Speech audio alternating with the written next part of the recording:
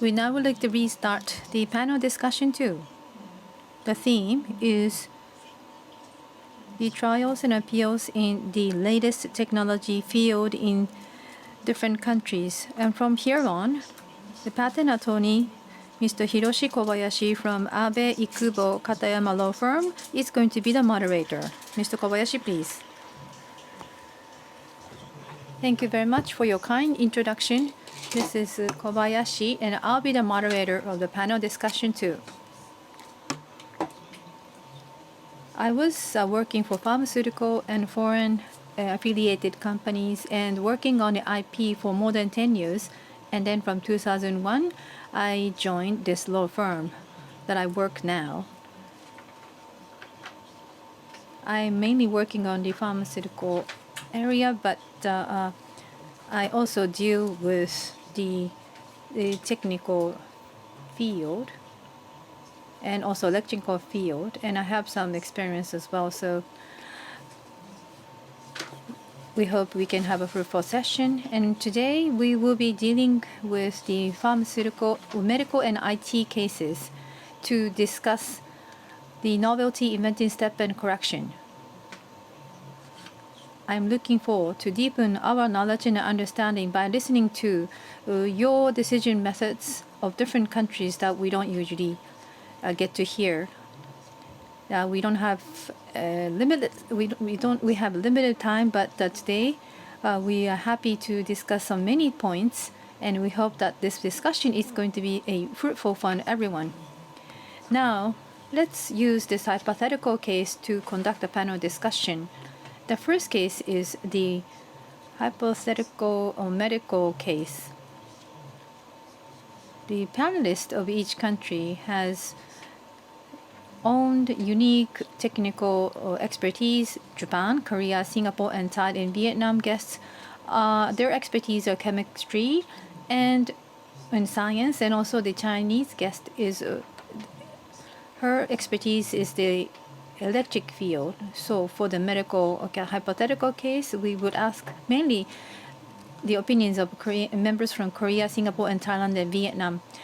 And then for the technical field, where you're not an expert, we have made the exemplary answers with the help of IPO office of various countries. We don't have the explanation on the oral basis, but we hope you can refer to these answers for your reference. And let me explain about the hypothetical case assumption, and Togashi-san, the moderator, is going to explain. So I would use the first slide to explain the hypothetical case study on slide 1. And we have prepared answer for this hypothetical case based upon the assumptions stated on the slide. First, the answers shown on decisions of each country in invalidation trial. And then each question is based upon the assumption that the applicant or demandant is claiming lack of novelty or inventive step in the invalidation trial. And lastly, we assume that prior art reference and the well-known arts are presented by the demandant of the trial, or the appeal demandant. But in Thailand, the IPO is not involved in the invalidation trial. So in Thailand, Mr. Clearance, he's going to respond to the decision on the opposition, pre-grant opposition. And in slide 2, we would explain this patented invention. The invention described in the specification is an invention related to an antibody against a disease. It may be somewhat inaccurate, but it may be easier to understand if you imagine a vaccination.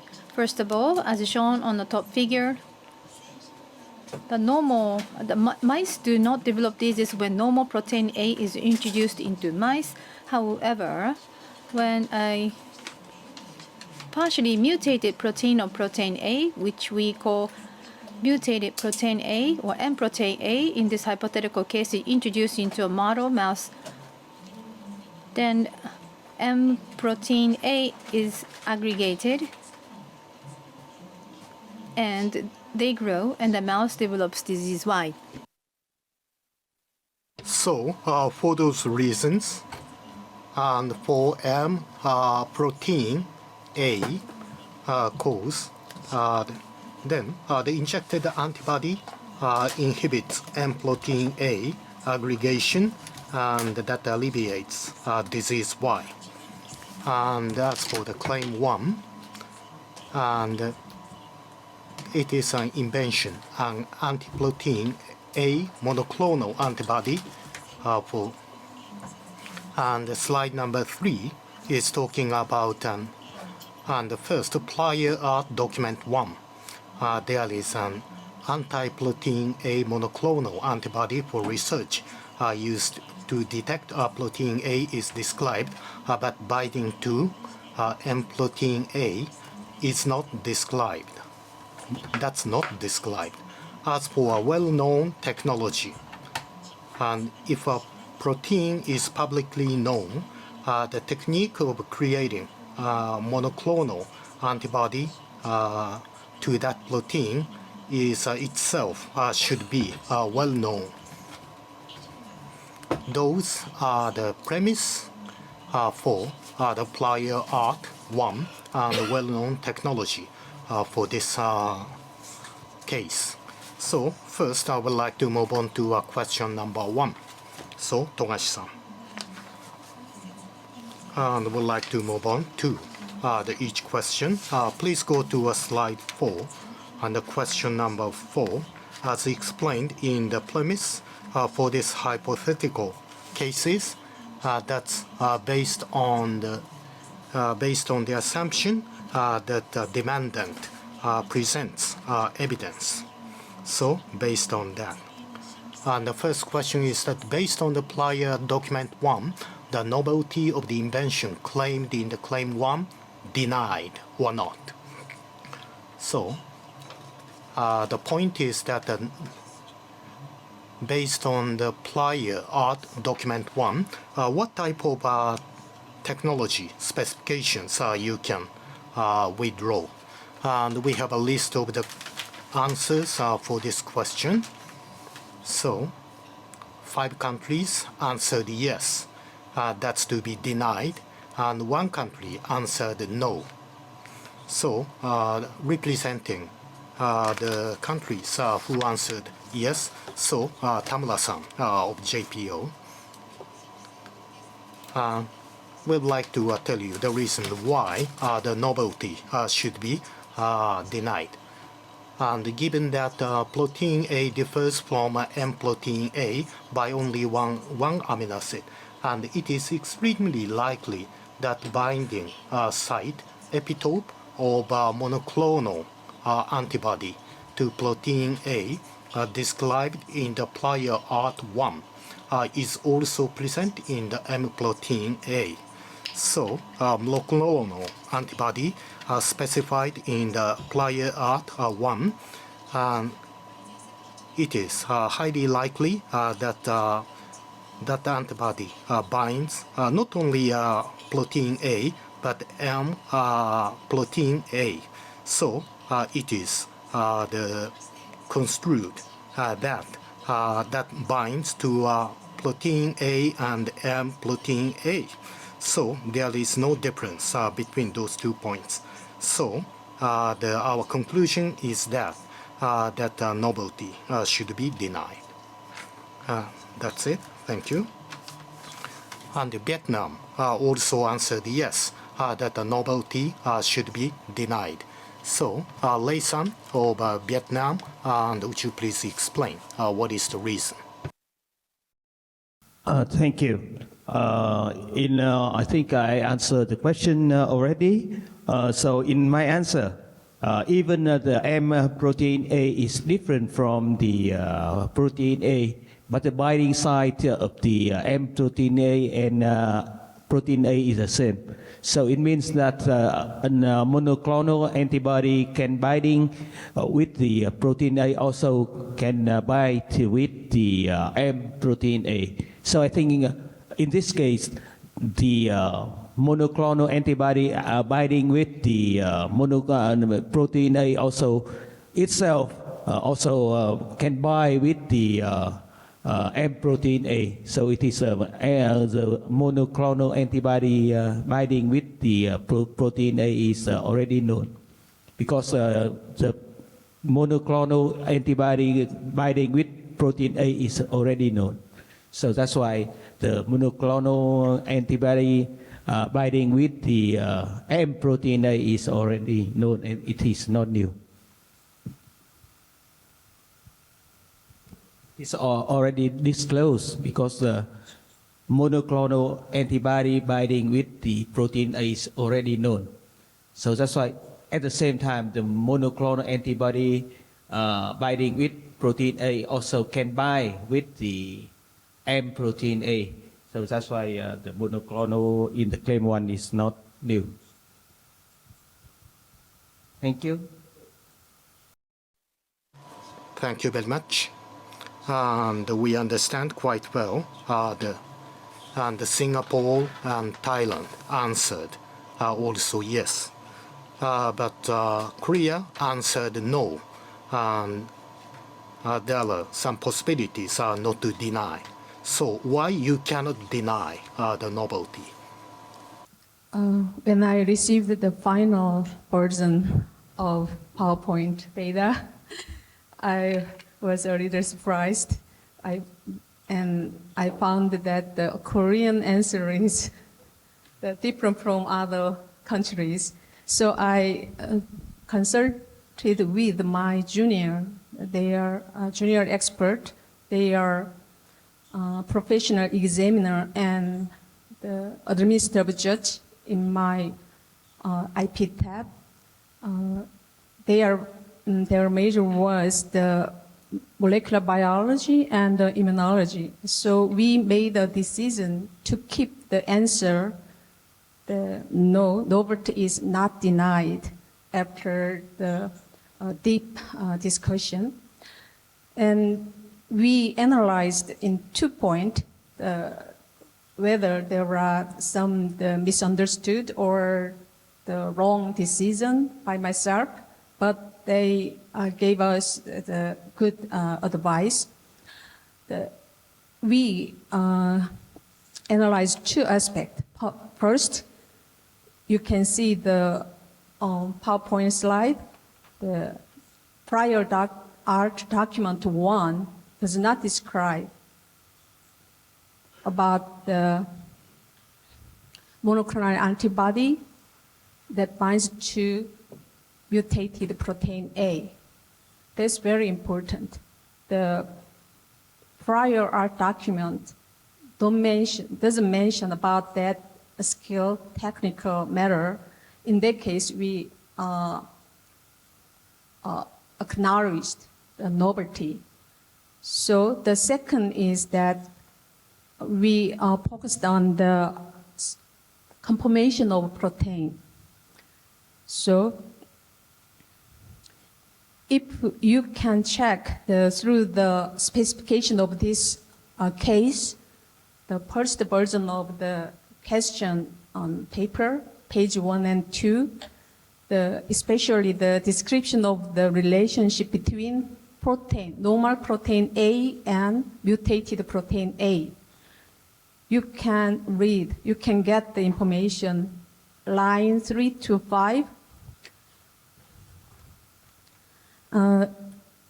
As a result of 3D conformation prediction, the conformation of mutated protein A and normal protein A were very similar. Based on this information, my IP tab expert considered it. The predicted results are not necessarily the same as the actual conformation. That's the one reason close to admitted, acknowledged the novelty of this question. And more, if you look at the specification of this case,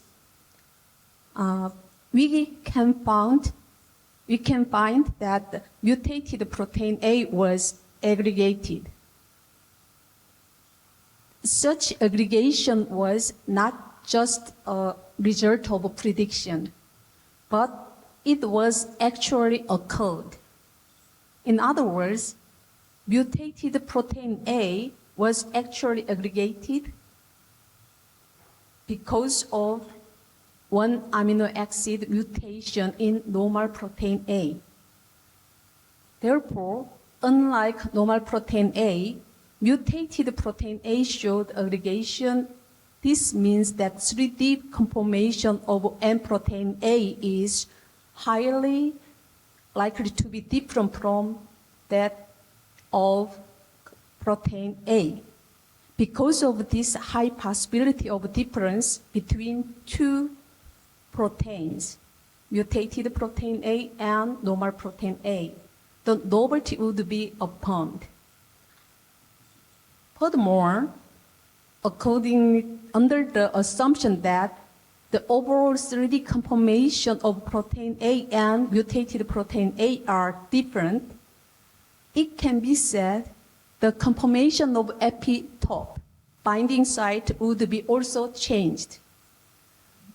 Finally, the antibody binding to protein A would not be bind to mutated A, so the novelty should be further affirmed. If we think of the mutation of the major part of protein can cause a disease, even though one amino acid is mutated and can cause disease, it can be considered to be a major change. So it can be constructed that the overall conformation of protein were similar. So the reason why we acknowledge the novelty of claim 1. Thank you.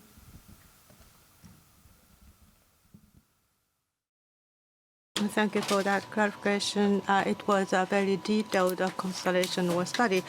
Well, actually, whether that the technology is disclosed in the prior art is actually a very tricky and difficult decision. Actually, you made a good decision into this, and therefore, I think in some cases your decision is supported. Other than Korea, anyone who would like to make comment on this question? Well, actually, this is just a hypothetical case, so we are not so sure how deeply we have go into this possibilities. So depending on that, the decision might be different. And also, what is indicated, well, regarding that, sometimes the decision might be different from country to country. So now, let us go to the question number 2. And Togashi-san, would you please introduce the question?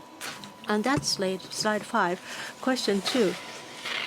If a third party provides the certified experiment results that a monoclonal antibody binding to protein A described in the prior art claim 1 also binds to M protein A, in this case, is the novelty of the invention claimed in the claim 1 denied? That is the question. So the point here, this is the third party certified experiment results.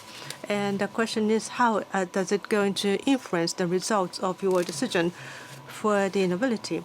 So we are now showing the responses for each office. As you can see here, all countries said that we can deny the novelty of this. The 5 countries other than Korea already said that the answer is no. Sorry, answer is yes. And so that means that for those countries, the certified experimental results are only supplementally used and did not have an influence directly to the decision. But on the other hand, well, in the case of the Korea, in number 1 question, you said novelty cannot be ruled out. However, for the question 2, you now changed the answer and you say that the novelty can be denied this time. So John-san, would you like to once again explain why you think you are able to change the answer for question 2? Because we can see the answer from slide. The third party provided the experimental result, the monoclonal antibody binding to protein A. Through this information,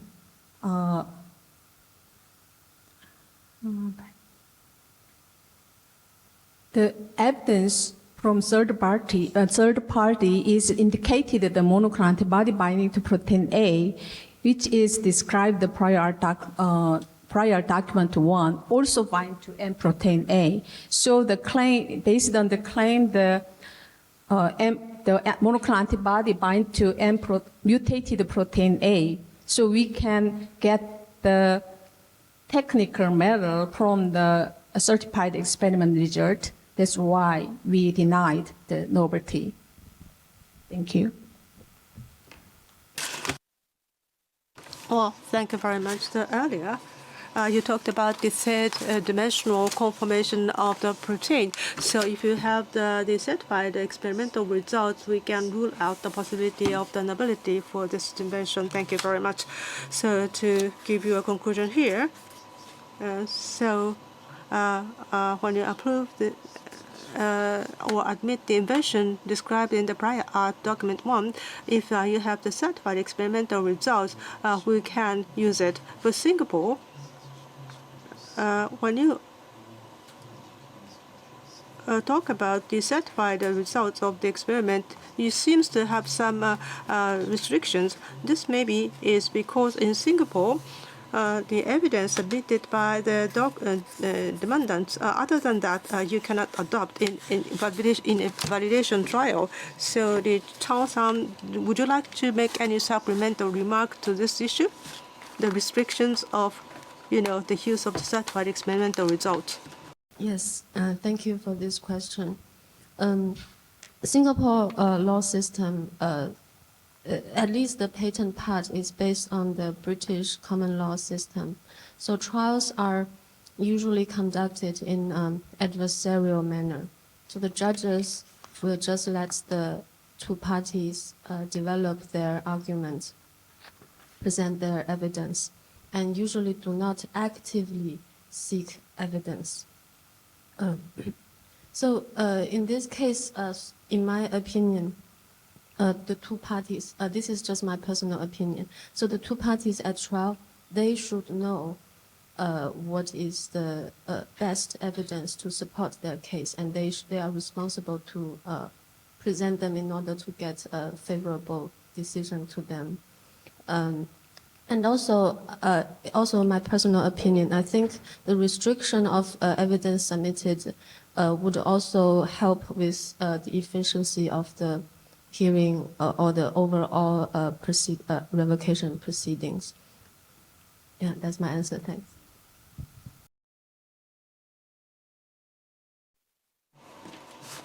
Well, thank you very much, Ms. Chao. That is a very reasonable reason. Thank you very much. So now we would like to quickly go to question number 3. Togashi-san, once again, would you like to explain why the question 3? But before going there, this is an explanation of the description. Please look at the slide 6. The examples are described in which disease Y was alleviated when the monoclonal antibody that specifically binds only to M protein A and not to protein A administered to the mouse model. And regarding the specifically binds, what it means is explained detailed. To summarize here, in this inversion, the specifically binds means that it doesn't substantially not binding to protein A. And also there was an example of the actual implementation is explained. And the slide 7 talks about the question 3. So due to the following correction, do you think that, does the following correction meet the requirements? And that is a monoclonal antibody that binds to M protein A now is corrected with the additional phrase that says that does not bind to the protein A. So we'd like to check the requirement of the correction or amendment. So the answers are shown here. Because we mentioned both the correction and amendment, there has been some confusion in the responses, and therefore we'd like to check the responses of all countries for this particular question, starting from Thailand. Dian-san. So would you like to make any comments on this issue, on this question? When I went over this, I myself, I think the correction is change the scenario of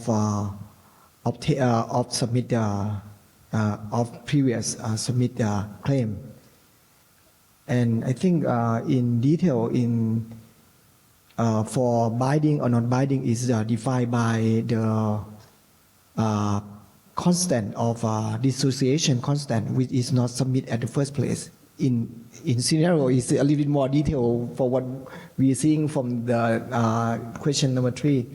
And if all of us have time, I should go back and read it. Because the document submit as just say not binding, but in reality is bind with the strong and weak. And when you submit it not binding, is kind of prejudging. You kind of exclude is not doesn't keep the framework what kind of judgment. And when you submit the evidence that hey it's bind, but is I have a new rules, so it's changing the what outcome and changing the environment. So the answer is no. Thank you. Well, thank you for your question. So let's go to Vietnam. Vietnam. In principle, let me remind you that in invalidation or appeal procedure, the correction is not allowed in Vietnam. But if suppose that it is on the examination procedure, not invalidation or appeal, this the correction is not allowed in Vietnam because the claim, the new claim is not fully supported, not fully and clearly disclosed in the originally filed description. So I would say that in Vietnam, the requirement for the fully supported and disclosed in the originally filed description is very strict.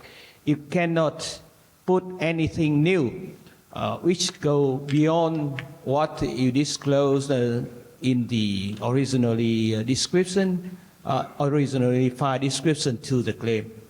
So that's why this correction is not allowed in Vietnam. Because you can see on the description there is no wording that this monoclonal, this antibody is binding to the M protein A, but not protein A. There is no wording like that in the originally filed description. Yes, thank you. Thank you. So we understand that the requirements of correction is different from country to country. So please, JPO is going to respond. It's possible to do a correction, so please explain if it would fulfill the requirement for correction. Ms. Tamura, please. Yes, this specification describes that it does not bind to protein A, but it only specifically binds to M protein A, and this example explains that they created such antibody. So the wordings is that way, and also the one that we distributed, the specification in front of you says that the conditions for this binding. So something close to the specification was also specifying that the KD has a big difference. That's what the specification is describing. And then the example is specified, and also the fact that it rarely binds to protein A, but only binds to M protein A. That kind of antibody was created, and then based upon this, it binds to protein A, and it does not essentially or substantially binds to the M protein A. That is therefore the correction is considered to be to satisfy the requirement. So Lei-san from Vietnam made a comment that if the specification does not clearly explain that it does not bind,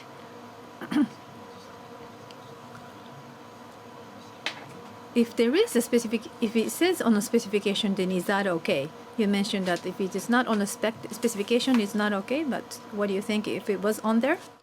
Yeah, yes, of course. If it's a specification clearly pointed out, so it is allowed. But only in the examination procedure, not allowed in the invalidation and appeal.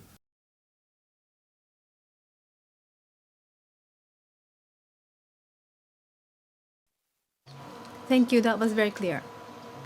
Okay, moving on to Johnson from Korea. May I ask for your comment? Related questions. At first in Korea, we use the terms amendment and correction separately in the state of the examination procedure or the trial status. So an applicant revises the scope of the claims and submit written amendment at the examination stage. It is called the amendment, not a correction. Correction is used when there are change of the claims in patented invention after the registration. So at first, you were informed. And to this question, the amendment meet the requirement because the invention claimed in claim 1, it's just the red part, does not bind to protein A. We agreed the correction, requirement of a correction or amendment because this amendment conducted within the scope of matters stated in the detailed description of an invention. That means if we think of the evidence from the description and specification, the description explicitly states that the term binds specifically to mutated protein A means binding to mutated protein with high affinity, but substantially not binding to protein A. So it can be said that amendment meets the requirement in the original the application content. So second, we can find another evidence, the embodiment of the obtaining monoclonal antibody part in this description. It states the same content. We obtained several monoclonal antibodies that binds to normal protein A is the lower the affinity, while binding to mutated protein A with the higher affinity. So we agreed the amendment falls within the scope of original application and meet the requirement. Thank you.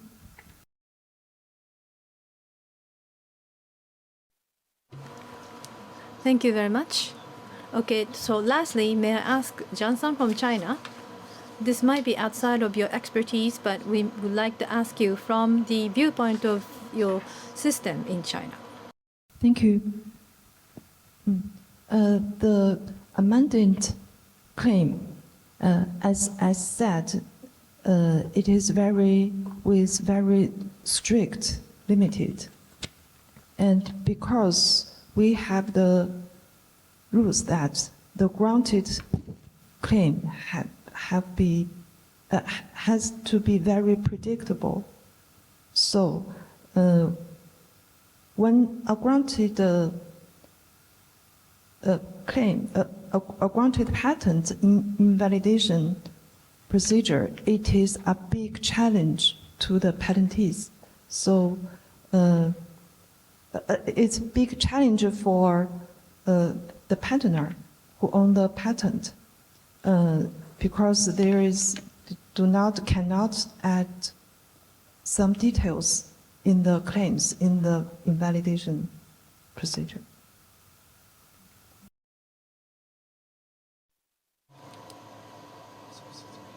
Thank you very much for your additional comment. So we understood that there are slight difference amongst countries about the ability to correct, etc. So that was very interesting for us. Thank you so much. It was very informative. Now we'd like to move on to the next question Question 4. Togashi-san, please. So please take a look at slide 8.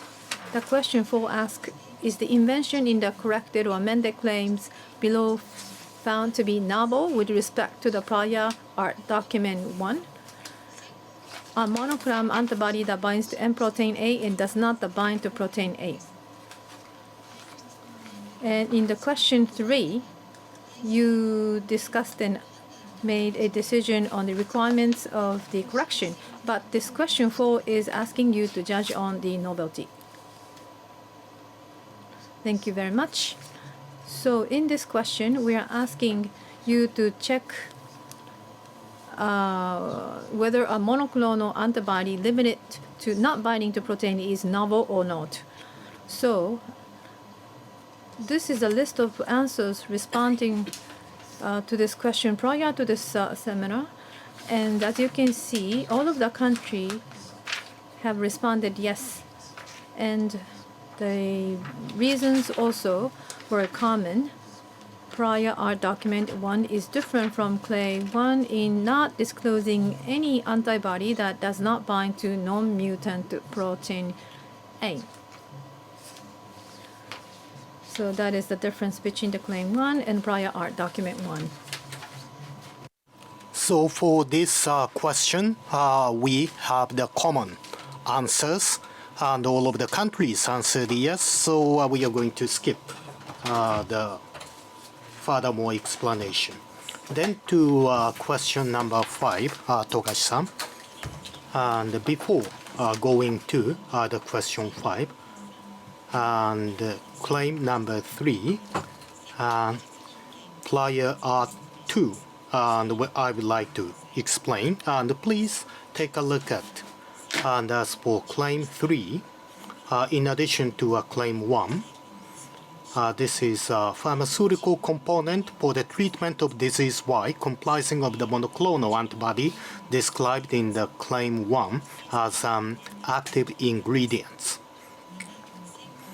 And as for prior art document 2, that describes the amino acid sequence of M protein A, the mutated, is described. And M protein A's function is not described. In other words, M protein A to cause disease Y is not described. And as for a well-known technology, and like slide 3, and once again stipulated here. So based on that information, and I'd like to explain question number 5. So, the prior art 2 and the amino acid sequence are described, and since it is the well-known technology, so is the inventive step for the claim 1 denied by the prior art document 2 and the well-known technology. So the point of the discussion is M protein A, the amino acid sequence is described in the prior art document, and monoclonal and antibody creation is well known, whether or not it is judged as inventive step. And we are showing the slide like question number 4, all the countries answered yes, and all the country deny the inventive step. And Singapore would like to have the opinion, the Ms. Chow of Singapore. Would you please give a comment? Thank you. So as we can see here, Singapore's position is the same as everyone's here. For this case, the skilled person who is reading this specification, this application, would be someone who has experience in studying proteins and antibodies. So to him, making an antibody to study the mutant protein A would be an obvious routine job for him. So although the prior art does not really teach any motivation for him to do so. His routine would have such teaching to him. And I think this is all commonly accepted around here. And in my answer, I also mentioned something about unexpected effects. So if the antibody does possess an unexpected effect, that would be a pointer that this antibody may be inventive. However, this pointer is not definitive. So in this case, the treatment of a new disease, disease Y, could be considered an unexpected effect. However, this effect is only associated with those antibodies that specifically binds to a mutated protein A. Because the full scope of the claim does not share this unexpected effect, it cannot be considered in the inventiveness of this claim. That's why, even though considering unexpected effects, this claim still lacks inventiveness.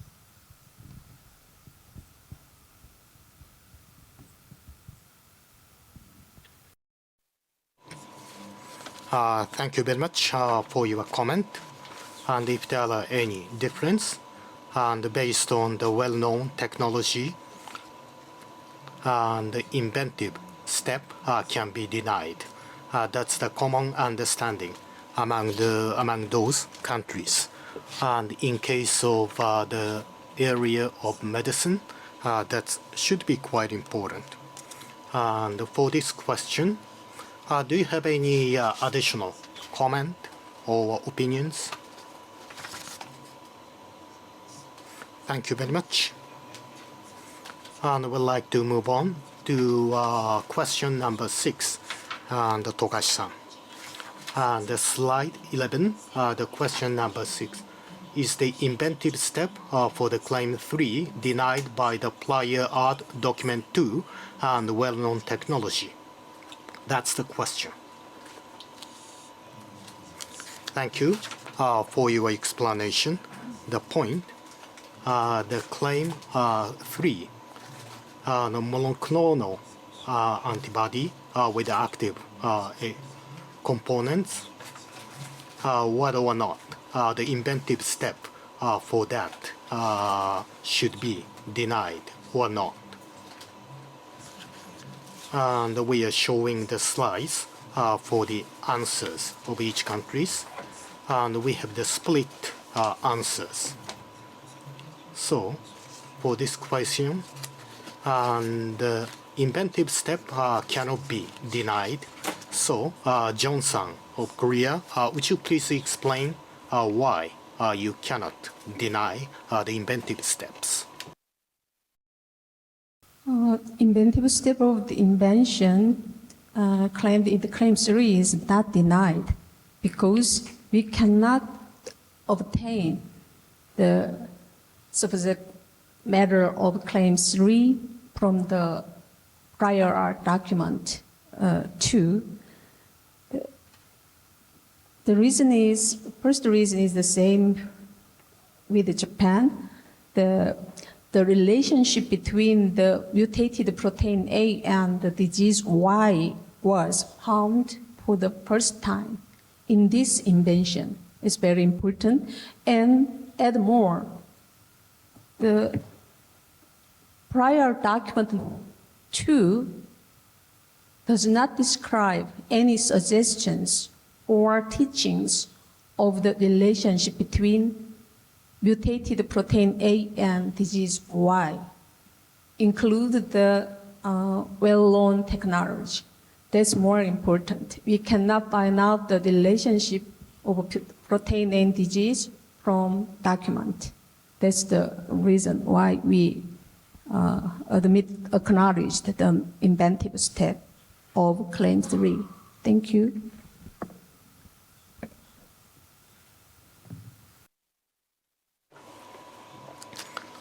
Thank you very much for your explanation.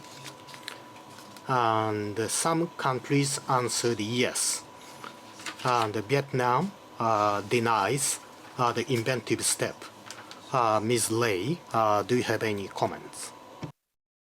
Thank you. I would like to answer the second question here first.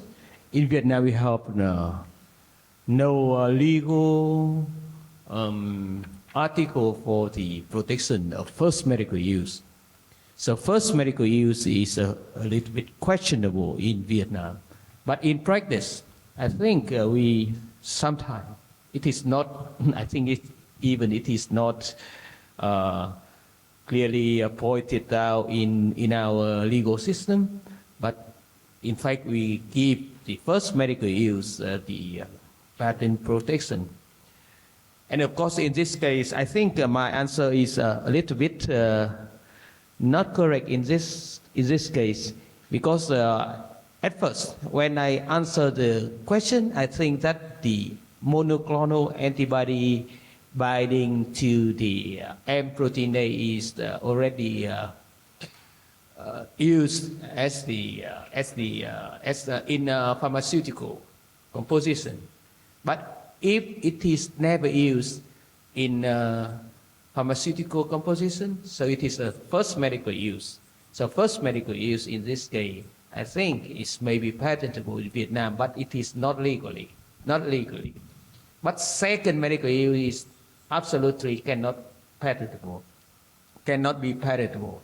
So in this case, my answer is maybe yes, if the monoclonal antibody binding to the M protein A is never used in a medicine. So if it is the first medical use, so it may be the inventive step of the claim 3 may be recognized. But if M protein A is already used in pharmaceutical, so it cannot be patentable. So my answer here is please correct that it maybe yes, the inventive step of claim 3. Because it is a first medical use.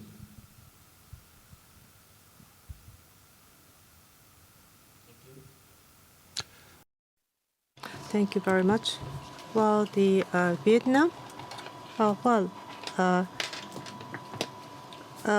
the invention of the new treatment is not patentable according to his explanation. And maybe this is different from other countries' decisions, so it was very interesting to hear. Well, ladies and gentlemen, thank you very much for your information.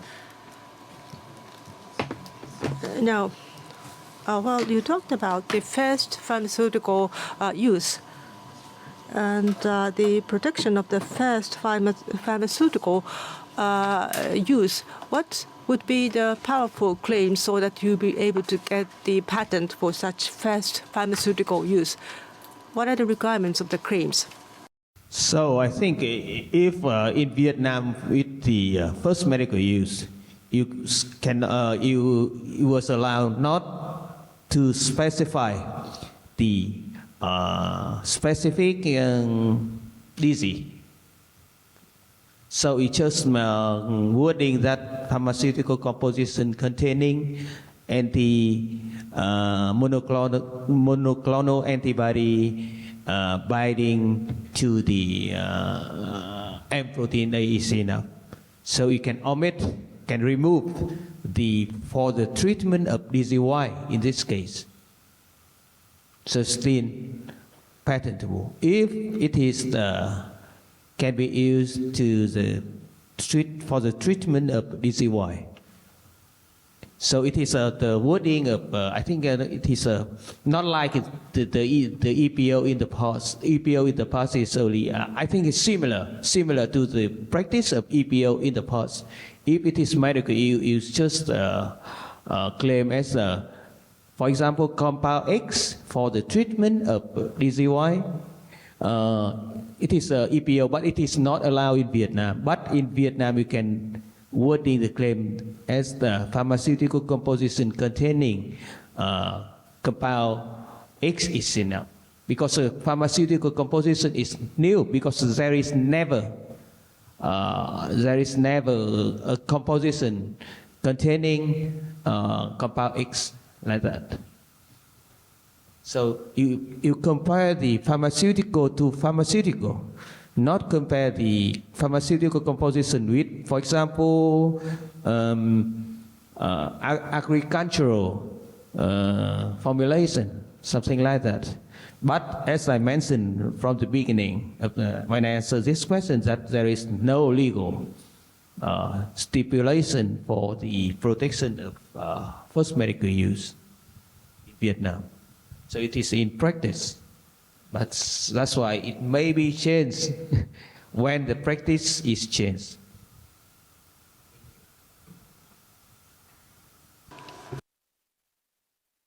Thank you very much. It was a very interesting information.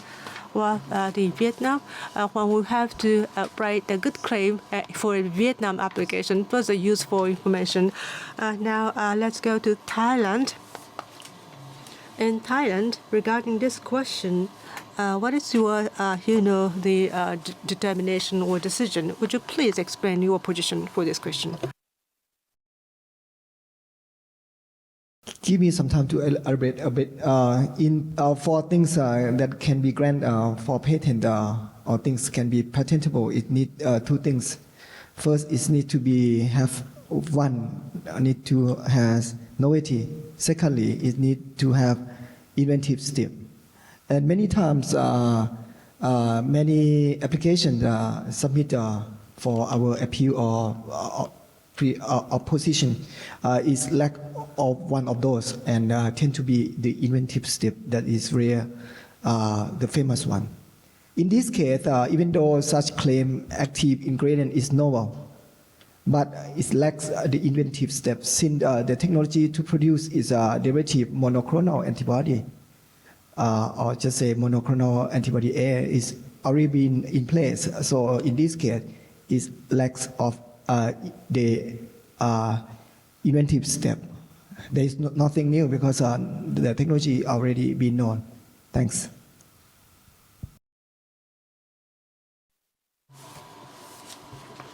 Oh, thank you very much. Thank you very much for your answer. Well, depending on the country, sometimes a decision or a grant for such decisions is different, which is very interesting. So let's go to question number 7. Togashi-san, once again, please explain question 7.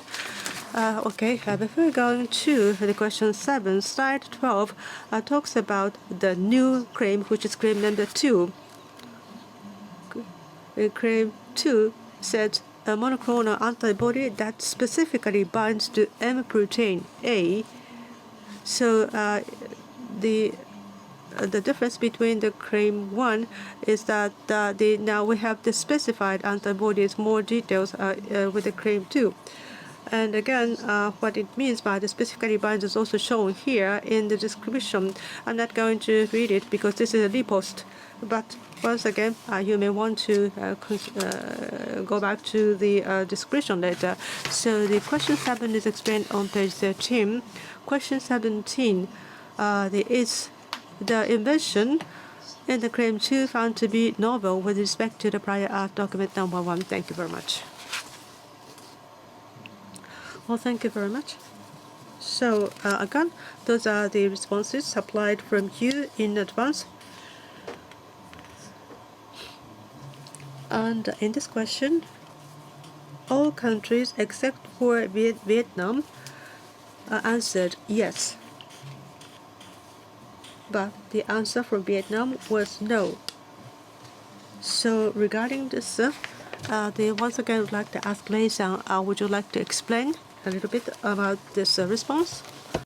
Yes, because we consider that the term bind specifically to M protein A is the unclear term. So unclear is I think in the respective technical field, very difficult to determine what is the binding specifically. So in that case, if the applicant want to show the novelty of the claim, they have to clearly point out that the affinity of the monoclonal antibody binding to the M protein A, like mentioned in the description, Otherwise, just by specifically that's not clear to bring the novelty to the claim subject matter in claim 2. It is our opinion. Because binding specifically is very vague term and unclear. What is the specifically? Arguable. So it's very hard and very difficult when you have a case in enforcement. So enforcement, if you don't show the affinity or something like that, so it's very arguable between the infringer and the patent owner. So that's why in this case, we don't think that it is novel. The claim subject matter is novel. Just add the term binding specifically is not enough to bring the novelty to the claim subject matter.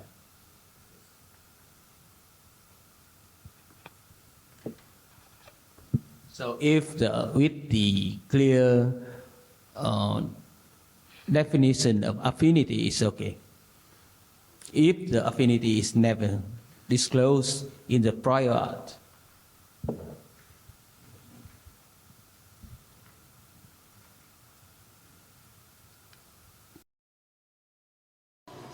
Thank you very much, Lei-san. So, the affinity or KD values, if you have those specific information in the description and if it is cited in the claims, maybe we can give the novelty to this. You are nodding. That means that the answer is yes, right? Yeah, of course. If you clearly define the claim subject matter with the affinity of the binding, so it's novel, because it's never disclosed in the prior art. But I think a very general term, binding specifically, is not enough. But it's very arguable. What is a binding specifically?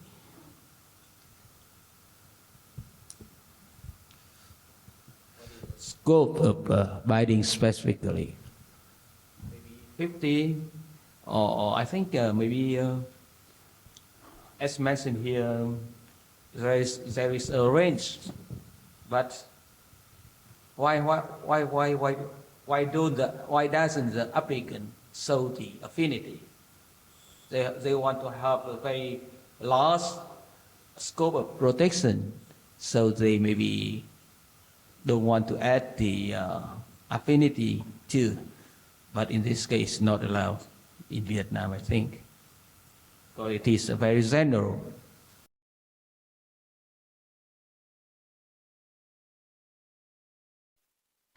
Thank you very much. So I said that the KD and numbers of affinity, if they were mentioned in the specification, but the claim does not carry those numbers, but if it says it binds specifically in the specification, are you allowed to refer to those KD numbers then? Of course, in the examination procedure you can add, but in the invalidation and appeal you cannot add. So I think if the term binding specifically is an accepted term in the relevant technical common general knowledge, so it may be okay. But I think in this case, in the common general knowledge, the term binding specifically may change from active ingredient to active ingredient. So that's why this may be arguable and may be difficult to enforce the right in patent dispute, I think. So that's why you should. So I have an advice that the applicant should amend the claim by adding the affinity to the claim. And in Vietnam, everything must be written in the claim. It is not good if in enforcement you just come back to the description. Yes. Thank you. So it has to be written in the claim. So that was a so precious opinion. Thank you so much. So it's safer for the patent owner. Enforcement. はい。 Understood that very well. Thank you very much. So we would like to move on to the next question, question 8. Tokashi-san, please. So please refer to slide 14. So you discussed on the claim 2. You are going to discuss on claim 2 for question 8. And then in question 8, the question is the invention in the claim 2 found to be inventive step with respect to the prior art document 2? Thank you so much. So here's a slide that summarizes the responses which we received prior to this seminar. In this question, countries except for Singapore responded that the inventive step is not denied. Only Singapore said no. So first, for this explanation, we would like to ask Japan to explain as one of the countries who said there is an inventive step. Tamura-san, please. Yes, we affirm the inventive step, and on behalf of those members, I would like to answer. So to obtain a monoclonal antibody that binds specifically to M protein, like antibody that binds more strongly to M protein A than protein A, what do we need to do so? And as I said in the beginning, both of those proteins are very similar, so you have to select antibody that can selectively distinguish between the two. And for that purpose, simply acquiring antibodies that bind to M protein A, using M protein A as an immunogen is not enough, but we need to select antibody that binds more strongly to M protein A than protein A is required. Such process in antibody is only attempted when the relationship between mutated protein A and disease Y is known.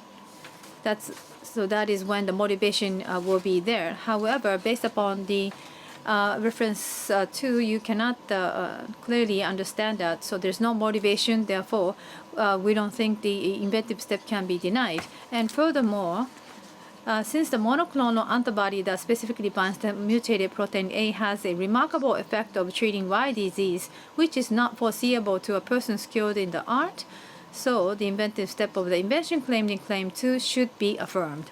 That's all. Thank you very much.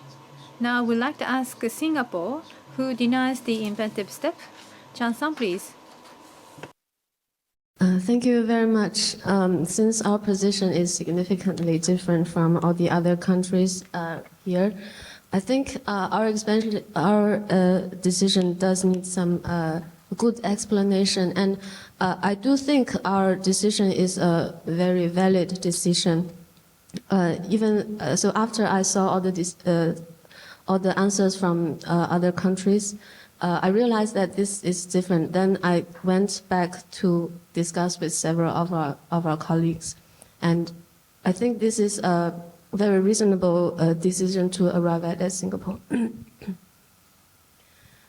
So we acknowledge the fact that the effect of treating a new disease is unexpected, and there is no teaching in prior art that directs the skilled person to select the specific antibodies that specifically bind to mutated protein A. However, as I previously explained for the claim 1, question 5, right? The unexpected effect is not really a definitive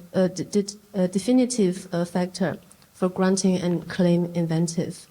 And while prior art does not provide the motivation to select an antibody, the routine work of the skilled person might provide this motivation. Relating to the point of routine, I would like to refer to a case from the UK Supreme Court that was decided in 2019. So in that case is related to a new dosage regime in the known treatment. The decision is that even there was unexpected effect in the claimed low dose, the claim can nevertheless, the claim is not inventive because the skilled person can really get to that low dose by only following his routine practice in study. So if we grant something that can be achieved by only practicing routine, then this is not consistent with the purpose of granting a patent. So in this case, although there are two factors, one is routine and one is unexpected effects, they point towards different directions in the assessment of obviousness. Then the weight to be applied to each factor must be considered carefully and based on the exact facts of the case. And in that case, because for the dosage claim, the weight applied to routine is heavier than the weight applied to unexpected effects, because really, as the judge explained, the patent cannot be granted to a no-brainer. That was the exact word in the decision. Okay, so I think in this case for this antibody, this reasoning could be appropriately applied here. So if a skilled person is facing two proteins, one is the wild-type protein and the other is a mutant protein, it is very straightforward to him to want to know what effect is brought about by this mutation. And that would lead him straight to producing antibodies that are specifically binding to that mutated site. So with this strong motivation, I don't think the effect, the unexpected effect is going to overturn the decision. However, that is not to say that this inventive step objection cannot be overcome. So if the patentee can submit evidence that other than routine is needed, something more than routine is needed to arrive at this, for example, defining the CDR of this antibody, because I think a specific CDR may not be exactly obtained by just following routine. Then in this case, probably the inventive step can be acknowledged. However, up to this, at this stage at trial, no such evidence is present, so I think we need to reject the inventiveness of this claim. Thanks.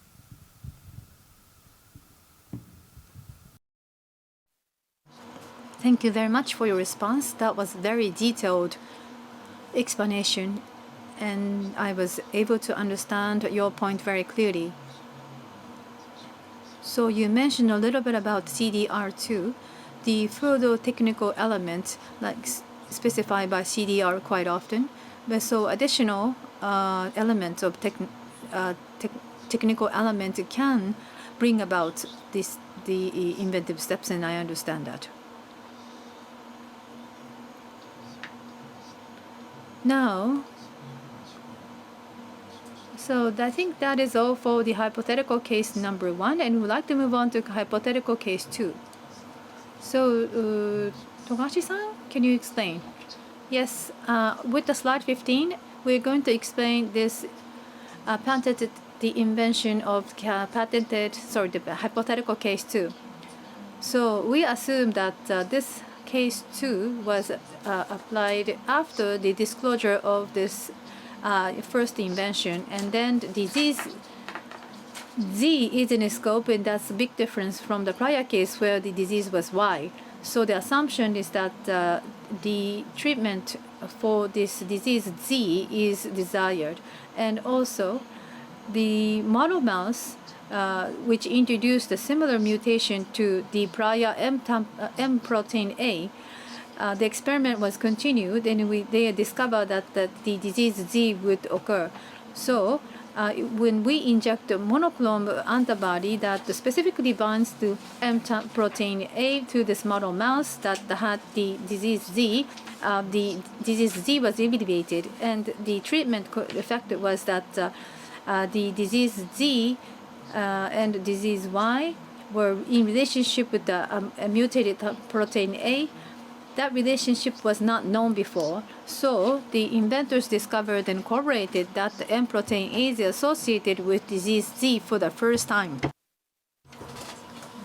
And next, let's go to the slide number 16. And I'd like to talk about claim. And the case 2 is completely different from case 2, but active ingredients, if specifically binds to M protein A as a monoclonal antibody, that should be the same. And as for the prior art document 3, and this is a Japanese patent publication for hypothetical case 1.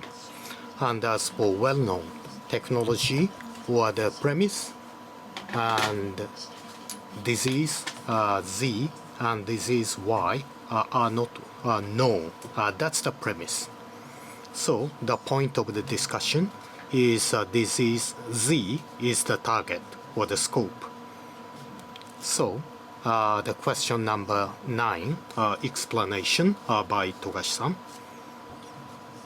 Togashi-san, the question number 9. And please go to slide 17. And as for question number 9, and we ask for your decisions for novelty. Is the novelty of the invention claimed in the claim 1 denied because of a monoclonal antibody that specifically binds to M protein A? So we have the split answer for this question. As you can tell, Japan and Korea answered no. Singapore, Thai, China answered yes. And we would like to have a comment from Ms. Jong of Korea. Why you answered no? We acknowledge the novelty of the claim 1 with respect to the prior art document 3. At first, the prior art document 3 only describes the pharmaceutical composition for the treatment of disease Y. Even though this pharmaceutical composition comprises a monoclonal antibody which specifically binding to mutated protein A, but no teachings or suggestions are found with regard to disease G. It's a very important point. So, as a result, claim 1 of case 2 is considered to be novel compared to the prior art document 3. Thank you.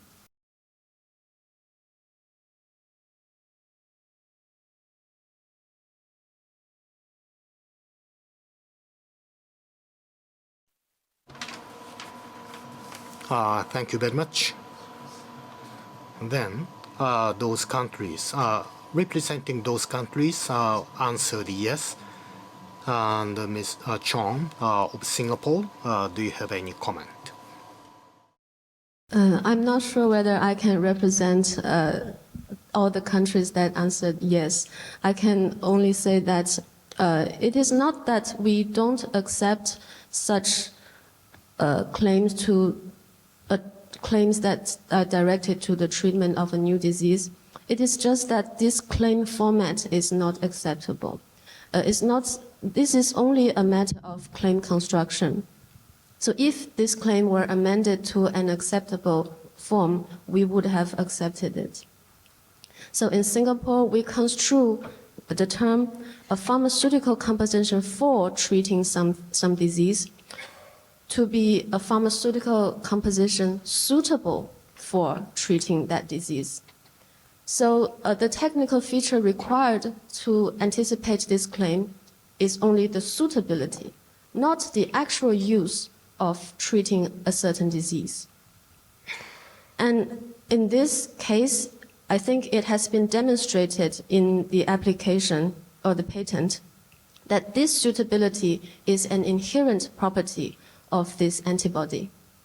So as long as this antibody has been disclosed previously, this inherent feature, this inherent property of treating a new disease is also considered disclosed. So essentially, the features in this claim only, there are only two features in this claim. One is pharmaceutical composition, and the other is this antibody, and anti-mutant mutant protein A antibody. So as long as these two features are disclosed, we consider this claim like novelty.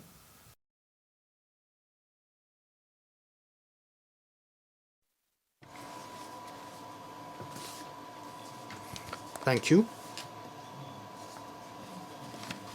Any comment from Thailand?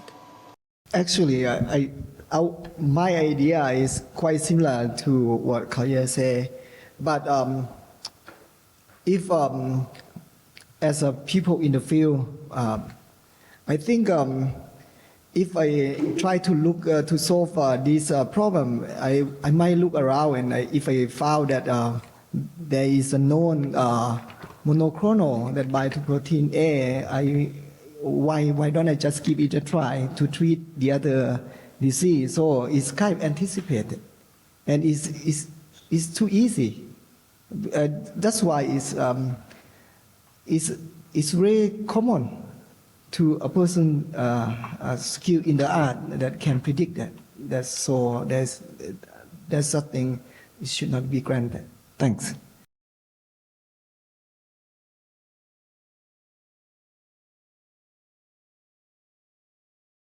Thank you very much. And once again, each country has different opinions, and it's quite interesting for the format of the claim is also quite important, and the composition of the claim may be related to the next question. And please explain for the next question. And slide 18 and 19, what kind of claim should be applicable to the affirmation of the novelty? And the premise and antibody X is publicly known, and the pharmaceutical containing it are also public known, but these are not known as the therapeutic drugs. So I want you to the judge the novelty, and we prepared different the claims from each. So if you deny yes, and if you not deny, no. And so the second medical use, and that's for that's the discussion. And the different countries have the secondary, the medical use, the different specifications, and that's quite annoying, and that's quite troublesome. And the EPO itself has been constantly changing, so that's quite imperative for us to have the constant update of the information. So we have the split answers. So and would like to solicit the opinions and ideas from each country. So first, from Japan, do you have any comment? So as for claim number 1, and as for antibody X for use, that's the fixed the function of the antibody X. So it cannot be nothing other than the antibody X. So the novelty should be denied. And so it doesn't be useful in specifying antibody X. For 3 and 4, so for the treatment of disease Z is shown in claim 3 and 4. And this means a treatment using antibody. But in Japan, the method of treatment is not considered as an invention in Japan, and therefore the 3 and 4 is not patentable in the first place. So we think that we erased and said no answer. And number 2 is a typical claim for pharmaceutical use invention in Japan. even if the pharmaceutical composition containing antibody X is known publicly, it is a novel if the subject matter to be treated is new, since the use of the disease Z was discovered for the first time, and therefore the number 2 is novel. The same with the number 5. Even if the manufacturing method of a pharmaceutical composition containing antibody X is publicly known, it is novel because the disease is new. Disease Z is a new one. That's all from Japan. Thank you very much. So let's now go to Korea and ask the Korea to answer those questions. Yes. About question 10, we have the same idea as the Korean answer perspective. Claim 1, 2, 5 have the same. And to save time, I will just mention about claim 3 and 4. Based on the examination practice in Korea, these two claims, it's possible to have the yes or no, depending on the examination procedure or the response of the applicant. So at first, about claim 3, in the case of the novelty is affirmed, and this claim 3, in claim 3, we call it use claim in Korea. Use claim, the start of the use in translated to the Korean language, use is the end of the claim in the use. In that case, according to the Article 2 of Korean Patent Act, invention is defined as product, process of manufacturing of product. But use claim is considered not to fall under any of those categories. So this use claim is considered, subject matter is ambiguous. Therefore, the reasons or grounds for rejection will be notified due to unclear statement of invention by examiners. Examiners send the notice of submit the opinion or the correction by the applicant. We found this kind of claim usually in the foreign applicant or including the PTC, international patent application. So it's not permitted by the Korean examination procedure. Therefore, examiner will point out lack of sufficient description so that it can be amended to composition claims and notification to submit opinion reserved. And the applicant amend the claim to composition claim. In that case, the use in treating disease Z is novel. In this case, novelty is affirmed. But another case, novelty is denied. The question is hard to understand.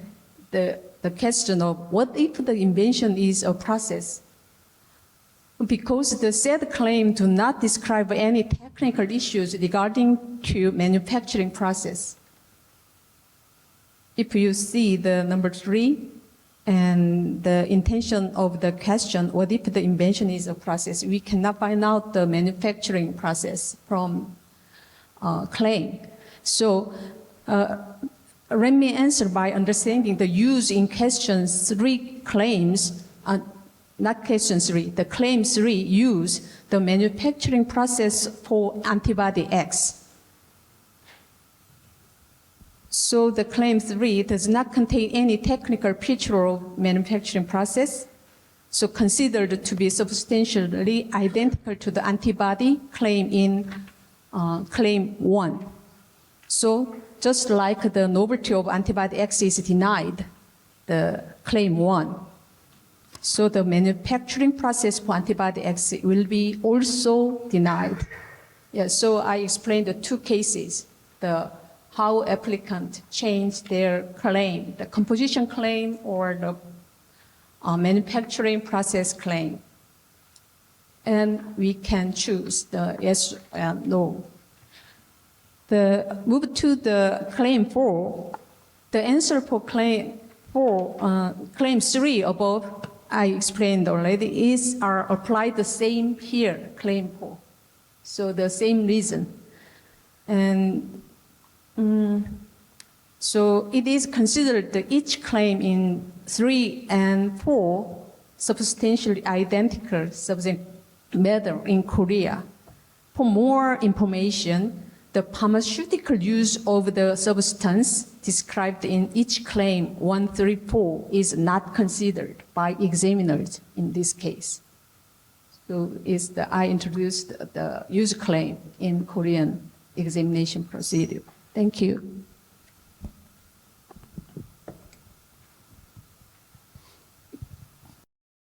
Well, thank you very much for your explanation. I think I understood it well.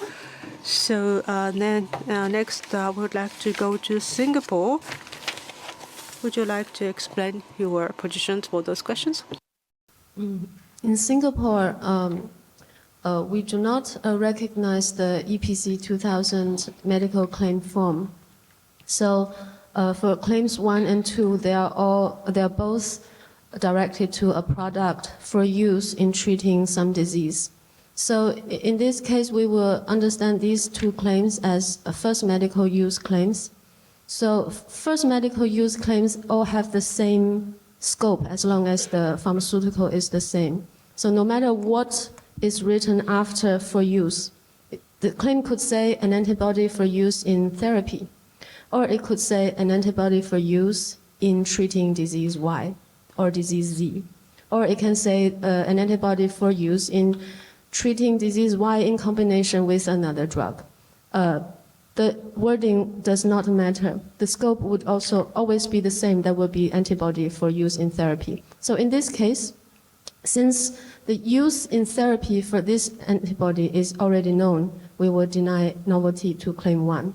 For claim 2, because I think this antibody, when it is used in priority, has to exist in some form of a composition. So I think the feature of composition is also disclosed. However, I think maybe in other languages, this composition may impose some other limitations to this claim, which could be lost during the translation to English. But anyway, in Singapore, for the two claims, we will deny novelty.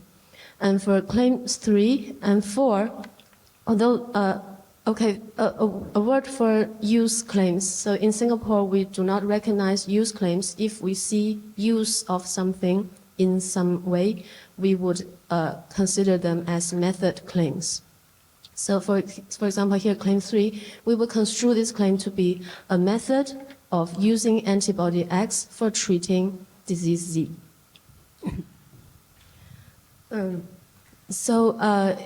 It seems that claims 3 and 4 are both method claims, but then I have given different answers for novelty and for novelty.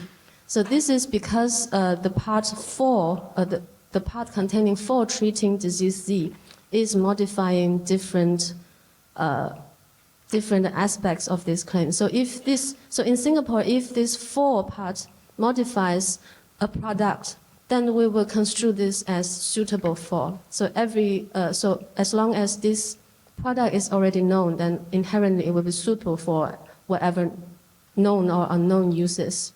So novelty will be rejected as in claim 4, because this 4 treating disease Z really modifies the medicament.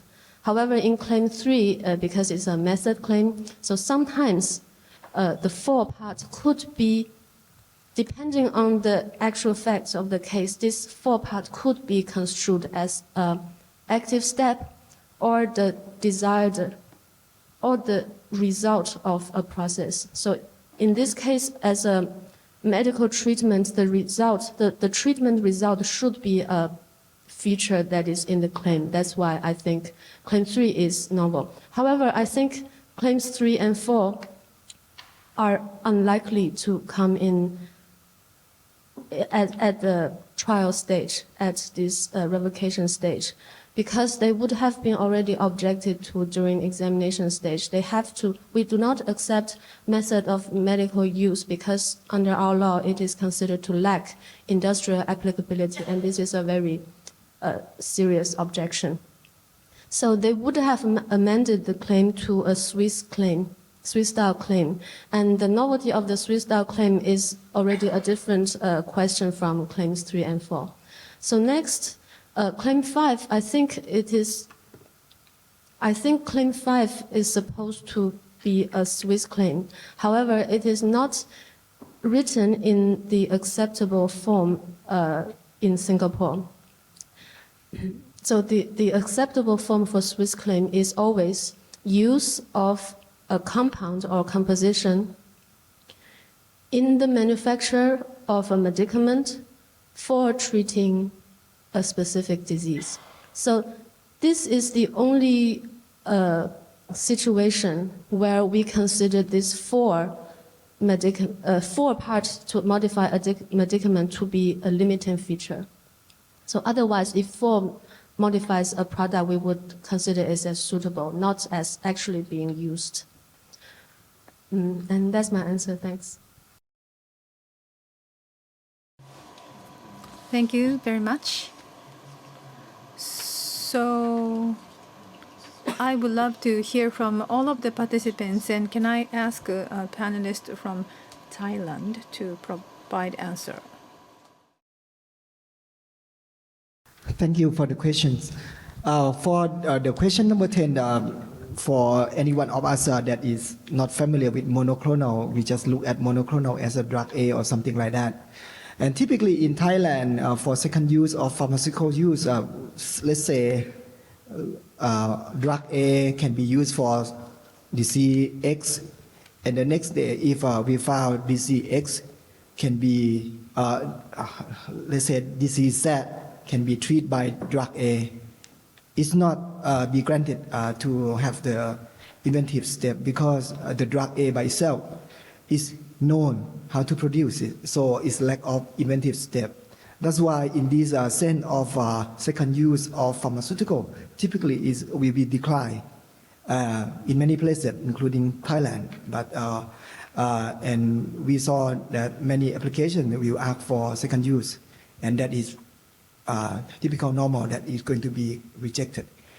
And as I point out, the composition comprising antibody, as showing here, there is no detail of what is certain of composition.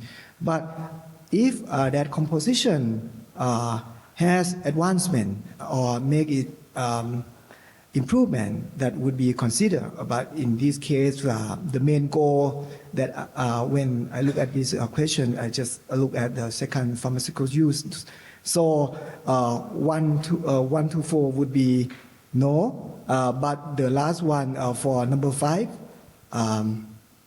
for process of manufacturing pharmaceutical composition, as I highlight out, that composition tend to be very famous to get patent, because you're going to say A and B and C and D, and certain going to keep as such character, those kind of things that many claims can be granted, at least what we familiar of. Yes, thank you very much.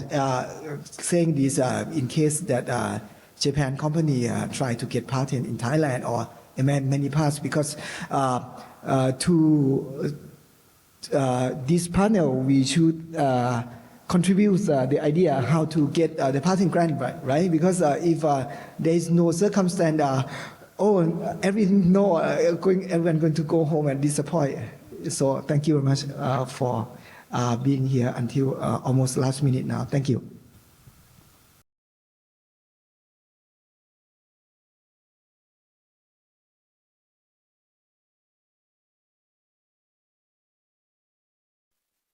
Okay, thank you very much. So lastly, may I get a comment from Vietnam, please?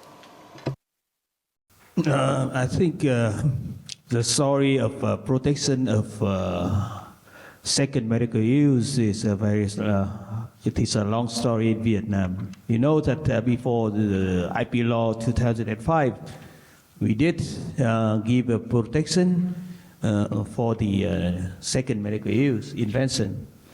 But after the IP law 2005, we changed our law. Because before IP law of 2005, there is a wording in our legislation that the subject matter to be patentable may be product, process,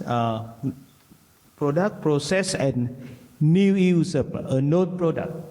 New or use of known product for a new in a new function. So that's why at that time we give the protection for the second medical use. But after the IP law 2005, in the law, only product and process or method, something like that, is patentable. And of course, if you wording the new medical use as the method of treatment or diagnostic or prevention, or it is a unpatentable subject matter provided by the law. So that's why we changed, because when we drafted the IP law 2005, there is quite a lot of consultation come from various organizations like NGO, or I think even international organizations, that Vietnam is a developing country and it gives the very broad protection for pharma invention. And it is not good for the public access to medicine. And I think some of you maybe heard about the so-called evergreening of pharmaceutical invention. So that's why for the IP, I think it is an IP policy. We don't give the patent protection for the second medical use. And in our current legal system, there is no exception for the protection of new medical use, like in the article number 54 of European Patent Convention. So that's why I say there is no way, because even if you draft the claim as a composition for the treatment of DZY, and etc. So DZY, the treatment of DZY does not bring the novelty to the pharmaceutical composition, because in this case you have to compare pharmaceutical to pharmaceutical, and there is nothing new here. It's different from the case of first medical use. So that's why, because we don't have any exceptions, so second medical use definitely is unpatentable in Vietnam, I think in any format of wording, in Vietnam at the moment. But even sometimes we receive the recommendation or complaint from the big pharma that Vietnam should give the protection for the new second medical use. But at the moment, our policy has not changed yet. So maybe when we develop more, so maybe we can consider again.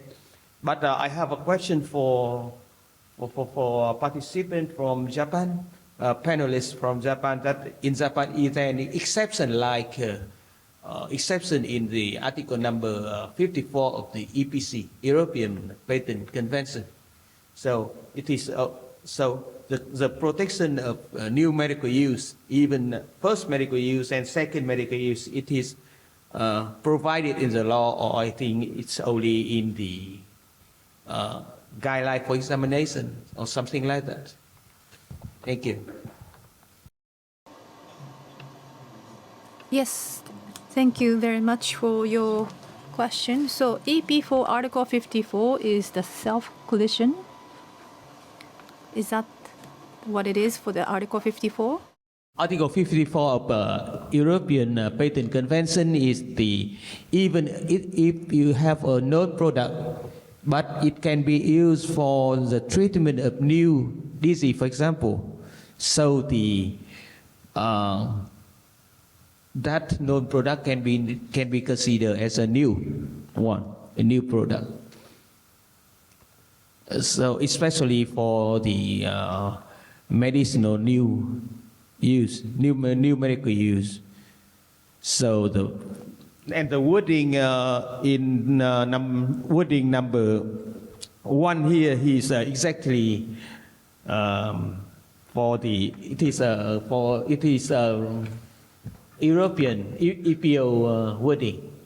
And in Vietnam, before IP law 2005, the wording allowable is use of, for example, known compound X for the manufacturing, for the production of pharmaceutical for the treatment of new disease. New disease is a new medical use, new second medical use. So I mean that in the EPC, it is legalized officially in the legal system. But in Japan, I'm not so sure that it is legalized in the legal system or not. And Tamura-san can answer the question. Thank you for your question. In the case of Japan, for medical use, we do not have any laws what kind of claims are allowable and acceptable. But we have development for specific use. So if it is for the new use, and if that use is worth evaluation, and that's been customary for us to admit those. And medical is also part of that. So, for example, claim 3 are sometimes accepted, but that's for the medical use, and inventive step is not to be affirmed. So, claim 3 and 4, we answered no, because they are not the scope of the scopes. And why we do not think there is any novelty as for compound and creatures, animals, or the plants, their substance. So, for example, for the antibody X for the treatment over disease Z, and if it is a compound or the animal or the human beings, this is just to define the nature of that substance.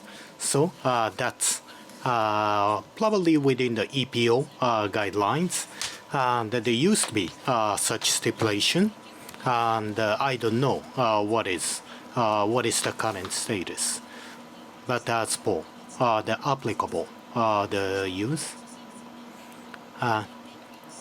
So as long probably the idea is to affirm the novelty, as long as they have the suitable use. And we do not have any legal framework, but we have some custom to approve some of those useful usage, and the medical is part of that. Thank you. Any further questions or comment? No further comment for now. Thank you. And for the second medical use, and that's quite interesting because we have different viewpoints, and the EPO 2000 and the method of treatment claim, that's the US, and every country may have the different ways. So that's been quite productive because we could share the information from different countries. And thank you very much for your contribution.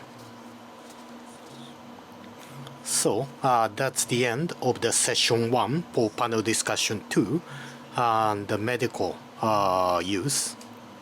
Then we'd like to go to the next session for the field of IT, hypothetical case in the field of IT.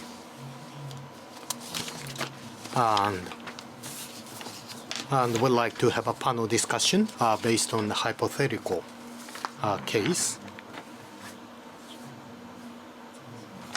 And Ms. Zhang from China, who was the expert for electrical engineering, but Zhang-san will be the main people to answer those questions to be asked in this session. And of course, we are going to hear some of the opinions from the other participants as well. So we would like to welcome as far as you could answer those questions. So Togashi-san, would you please explain for the premise? So first, I'd like to talk about the premise. So in this hypothetical case, like the previous one, this is to be on the premise for invalidation proceedings and the judgment. And please go to slide 1. This is for a patented invention. So the invention specified in the specification, that's the smart agriculture support system. And some of the challenges to come up with the optimum amount of spray with the use of the effective use of drones. And this spray means the agricultural chemicals or the fertilizers, and through those 4 systems, so as to decide or to send the information of the optimum volume of a spray. There are 3 components. One is for the camera or the sensor or the spraying functions with the drone, and the drone management terminal, and the servers which can communicate with that the terminals. And then I'd like to explain each step. First, step 1 is to transmit learned model or the program from the server. So I'd like to make some additional explanation for what learned model is. So this is for the output against the total, the certain input ideas. Then, and so as to withdraw the results and the output, and they use a big data or the enormous amount of data to come up with the model or answer. And the learned model is to be generated through those handling of a big data. And the learned model or the program is already stored in the server, and the server transmits that data, and the drone management terminal receives that information. Then drone terminal get the image information concerning a topology of the farmland and the crop growth rate. Then step 4, based on the image data, is to be input into the learned model to come up with the optimum volume of spray volumes of the chemicals or the fertilizers.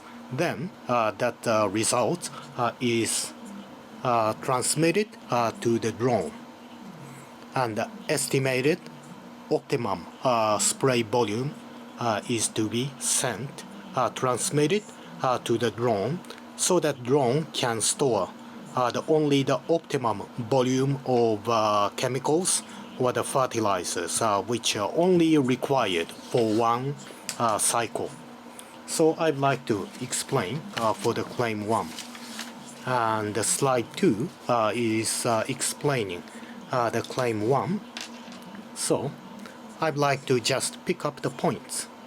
And as for claim 1, invented, as indicated in the receiving unit for receiving from a server is quite important portions.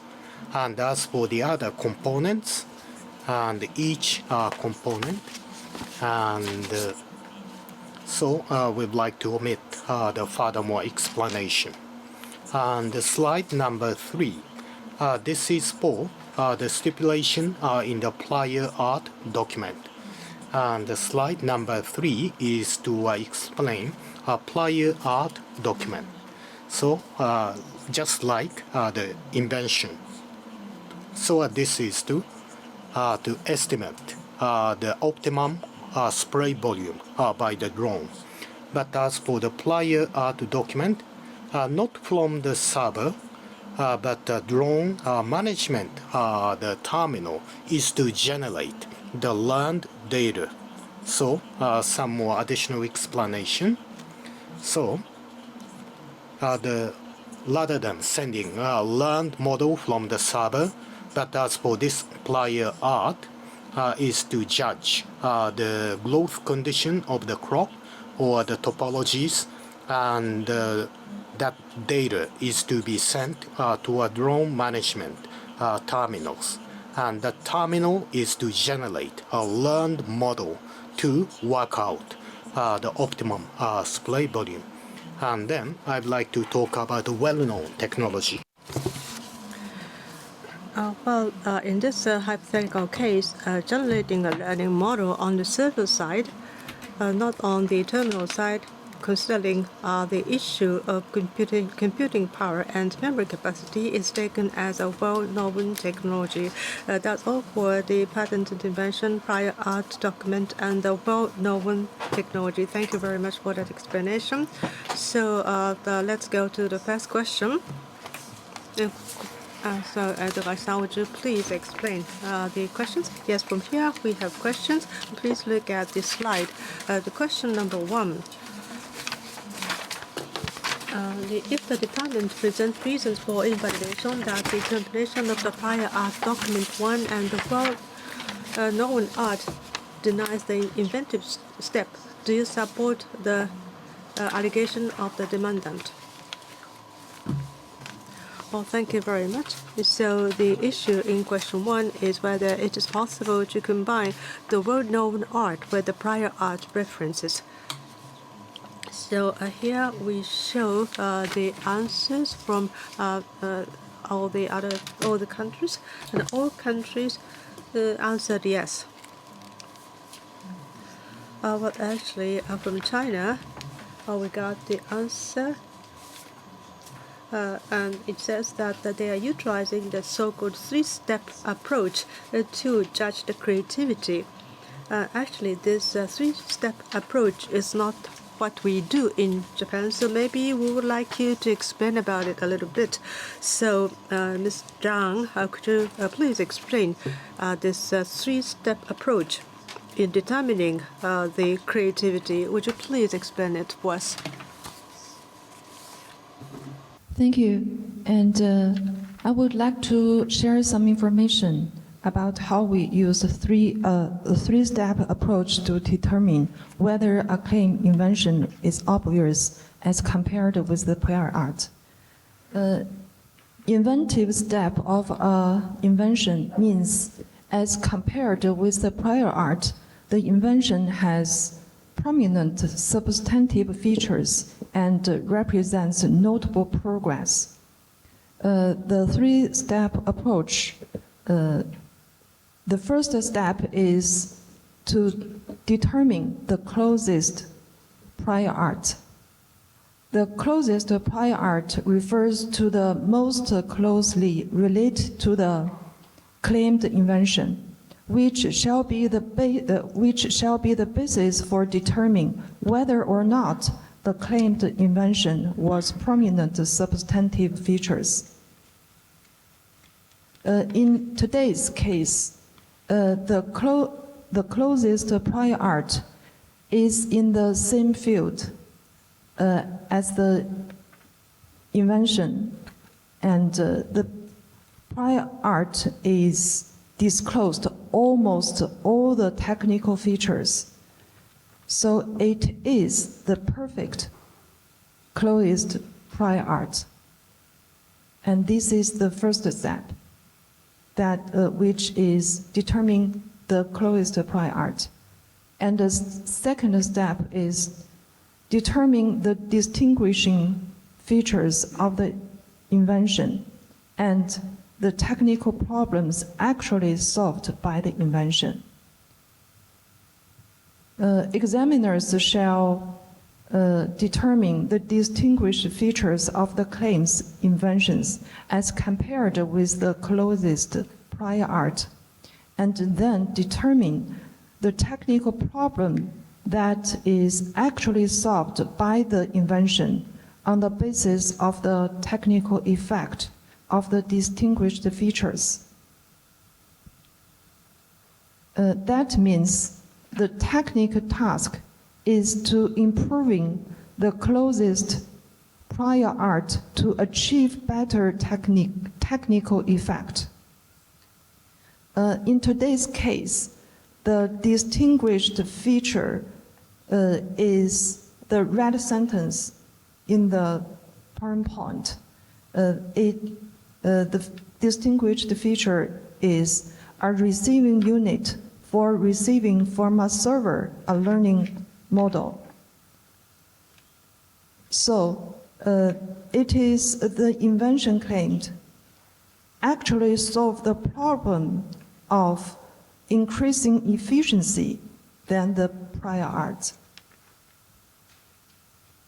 And this is the second step, that is determining the distinguished features of the invention and the technical problem actually solved by the invention. And then we go to the third step. The third step is determining whether or not the claimed invention is obvious to a person skilled in the art. In today's case, the generation of learning model through the service is a common knowledge in the set field for the person who's skilled in the art. So, in today's case, it is obvious, can draw a conclusion that it is not have inventive step. As just said, the three-step approach, which is determining the closest prior art, and second is determining the distinguished features of the invention and the technical problem actually solved by the invention. And the third step is determining whether it is obvious. So through the three-step approach, in today's case, we can conclude that the claim 1 is lack of invention step. Thank you.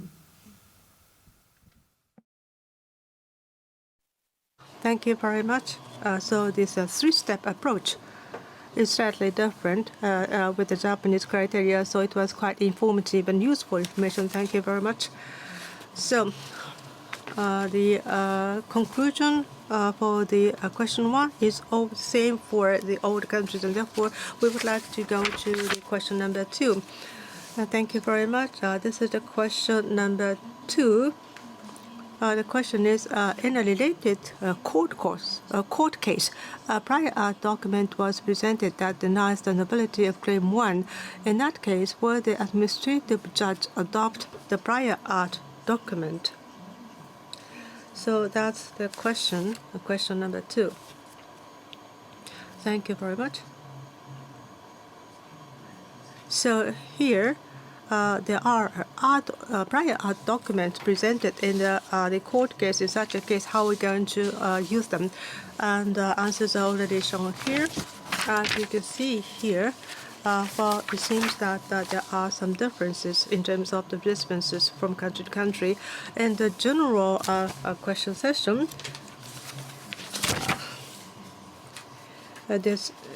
there are countries where the panel can utilize the new evidence, and some others are not.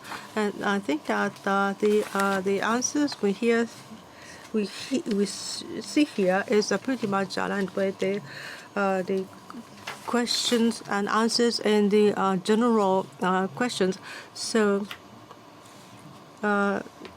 it seems that the countries that do not adopt the new evidences do not adopt evidences presented by the demandant, even when it is evidence presented at the court trial.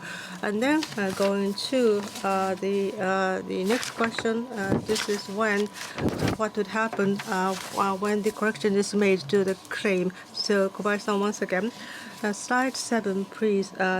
We will review the case where claim 1 was corrected.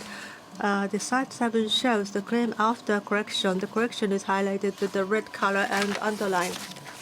Claim 1 after the correction limits the gross data to be received from the drone to the image data of crops. And question 3 on slide 8. You have notified the right holder of the reasons for invalidation, and the right holder has requested the following correction. In this case, does this correction satisfy the requirements for correction? Please note that the matters added by the correction were described in the initial description,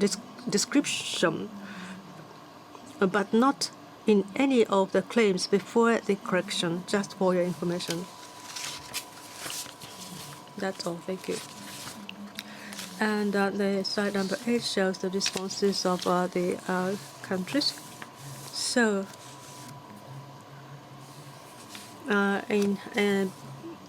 the question here, the points here is that this wording, the crop data, it means image data, was not described in any of the claims before the correction. So those are the responses as we have confirmed at the general question session. In invalidation trial, some countries allow correction while others do not. So the responses here are pretty much in line with that. China, in the general sessions, the answer from China was that the corrections or amendment can be made if conditions are met. And here, to our question 3, China responded neither correction nor amendment are allowed. So, Ms. Zhang, could you please explain why correction or amendments are not allowed in this case, while you said that it is okay in the general question session? Okay, and the amendment, as I said, is strict in the invalidation procedure. And in today's case, technical features is in the description, although it is important, and the patent owner will add this information into the claim, but it is not predictable for public. So it now is not allowed to have these kind of amendments. And in my opinion, that it is a very important thing in China is when the patent owner file an application in China, the applicationer will be very carefully to write the claims, including the independent claim and the dependent claims. And because the claims is the most important part of the patent, not only for patent owner, but also it is important for the public. So if the patent have the right, have the patent right, the public will should know where or how should know the scope of the protection field. So predictable is very important for public. So in that base, amendment or correction in the invalidation procedure is very strict. But in this, in today's case, if there are some special technical features in other claims, maybe the patent owner can add that features in the independent claim. And that's my answer. Thank you.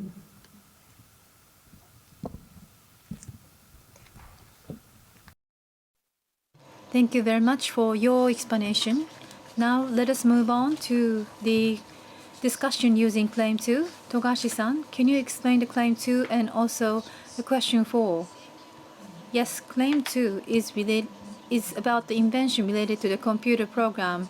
If I summarize the invention in Claim 2, it's a computer program characterized by having computer execute various processing described in this invention. Slide 10. This is a summary of the responses from all the countries. And then question 4 asked if the invention described in a Claim 2 satisfy the patent eligibility.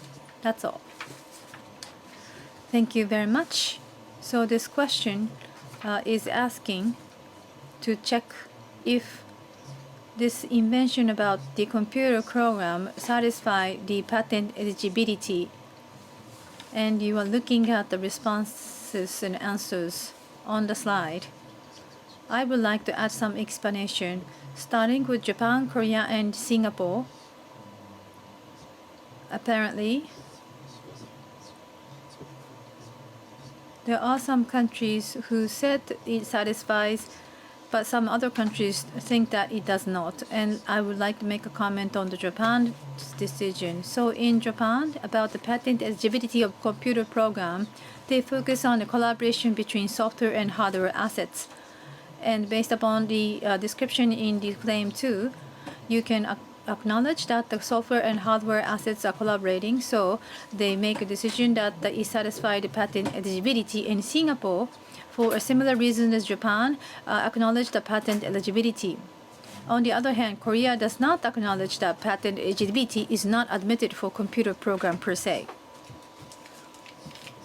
And slide 11, I will check the answers from Thailand, China, and Vietnam. Starting with Thailand, the response was that it satisfied the patent eligibility. And then from China, the similar answers as Korea was received. So Jan-san from China, can you add more explanation, please, on this point?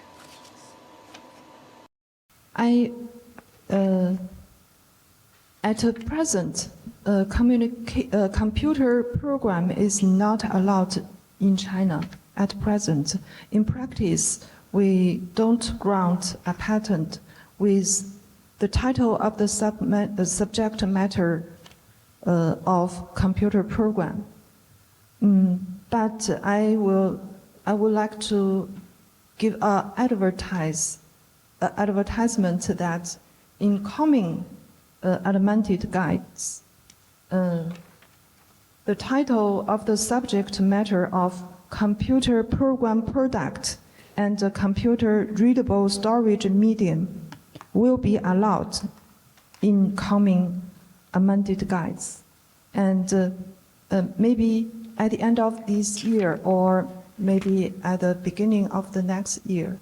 But it is, of course, the official released documents will be the standards and the rules. And here I just advertise that now we are not grant computer program, but in the future, computer program products is allowed. And in the contents of the claims, I want to explain that if a claim contains both the rules and method of intellectual activities and the technical features in the whole content of its limitation, the claim as a whole is not a rule and a method of intellectual activities. And the possibility of obtaining patent rights should not be excluded. And if the purpose of implementing a computer program is to solve a technical problem, and running the program to control or process object obtains a technical effect that conforms to the laws of nature, then such a solution belongs to the object of patent protection. That's my answer. Thank you. Thank you very much for your explanation. So here's my last question. Question 5. Togashi-san, please. Yes, the last question 5 is as follows. For the invention related to Claim 2, if there are reasons for invalidation regarding the patent eligibility, what action should the right holder take at the phase of proceedings to maintain the right? Thank you.